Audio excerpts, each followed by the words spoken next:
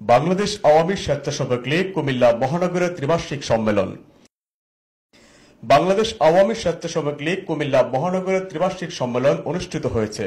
সোমবার দুপুরে Comilla town hall মাঠে মহানগর স্বেচ্ছাসেবক লীগের আয়োজনে সম্মেলনের প্রধান অতিথি ছিলেন কুমিল্লা সদর আসনের সংসদ সদস্য ও কুমিল্লা মহানগর আওয়ামী লীগের সভাপতি হাজী আকম বাহাউদ্দিন বাহার।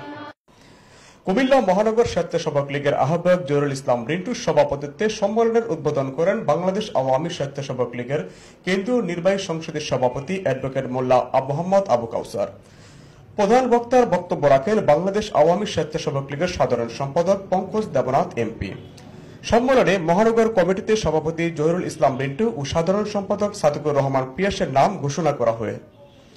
এছাড়াও বিশেষ অতিথি কুমিল্লা মহানগর আওয়ামী লীগের সাধারণ সম্পাদক আরফান রিফাত, বাংলাদেশ আওয়ামী স্বেচ্ছাসেবক লীগের সহসভাপতি আব্দুল হাই বাবলু ও স্বেচ্ছাসেবক লীগের কেন্দ্রীয় নেতা নীলবন রঞ্জন গিহ, শেখ সোহেল, ইঞ্জিনিয়ার মোহাম্মদ আবুল কালাম, নজরুল ইসলাম সহ কুমিল্লা মহানগরের বিভিন্ন ওয়ার্ডের নেতাকর্মীবৃন্দ উপস্থিত ছিলেন।